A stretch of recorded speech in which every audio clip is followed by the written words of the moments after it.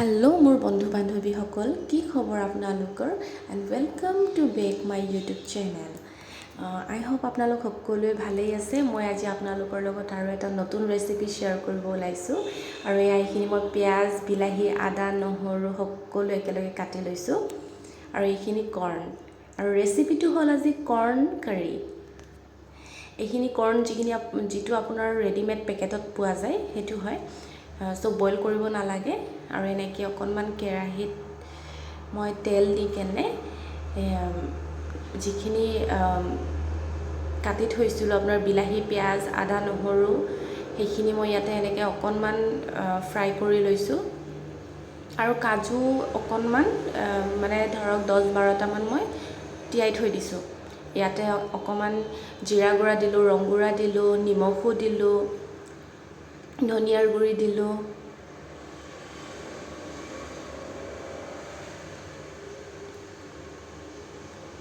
এইখিনি এনেকৈ ধুনীয়াকৈ আপোনালোকে ফ্ৰাই কৰি ল'ব 7-8 মিনিটমানৰ কাৰণে।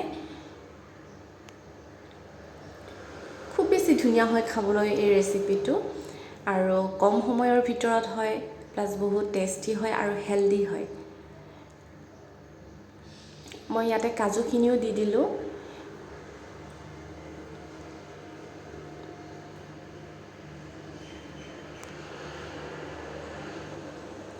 মছলা আপোনালোকে নিজৰ মতেদি যিও ইচ্ছা কৰি কেনে আপোনালোকে দিব পাৰে, চব টেষ্ট হয়। আৰু এইখিনি মই ফাইনেলি গ্ৰাইণ্ড কৰি ল'লোঁ। আৰু নেক্সট এখন কেৰাহীত অকণমান তেল দিলোঁ আৰু এখন কেৰাহী বহাই দিছোঁ। ইয়াতে মই অকণমান ঘি, মানে আধা চামুচতকৈও কমকৈ ঘি দি কৰ্ণখিনি অকণমান ফ্ৰাই কৰি ল'ম।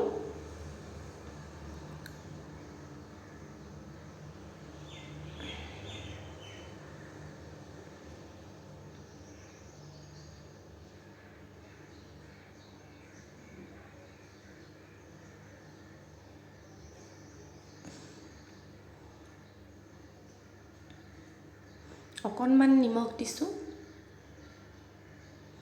এইটো বেছি টাইম ফ্ৰাই কৰিব নালাগে, জাষ্ট দি কেনে আপোনালোকে 2 মিনিটমানৰ কাৰণে লাৰি তাৰপিছত নমাই থৈ দিব।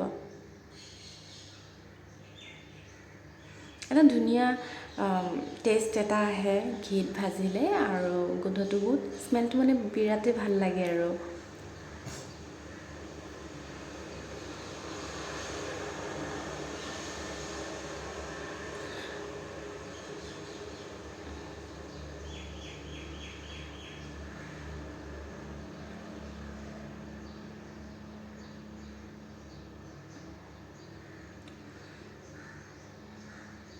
আৰু এইখিনি মই এনেকৈ ফ্ৰাই কৰি লৈছোঁ।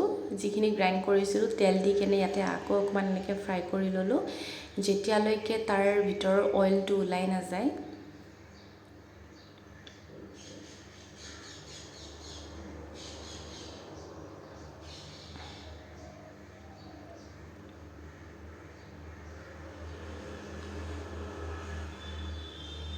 আৰু ইয়াতে এনেকৈ ভাজা কৰ্ণখিনি মই দি দিলোঁ। আৰু এয়া হ'ল মোৰ ফাইনেল লুকটো। ফাইনেলি মোৰ হৈ গ'ল। আৰু ইয়াতে আপুনি লাষ্টত কচুৰি মেথি দিব পাৰে। মই ধনিয়া অকণমান কাটি দিছোঁ, দেখুৱাবলৈ নহ'ল সেইখিনি।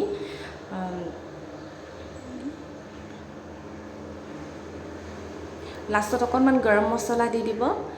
মই গৰম মছলা আৰু ধনিয়া দিয়াখিনি মই ভিডিঅ' কৰা নহ'ল।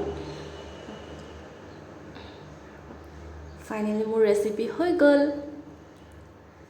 আৰু এতিয়া মই ছাৰ্ভ কৰিলোঁ ৰুটিৰ লগত। এইখিনি মোৰ কৰ্ণ কাৰী, আৰু এইখিনি মিক্স তৰকাৰী আছিলে, মায়ে বনাইছে।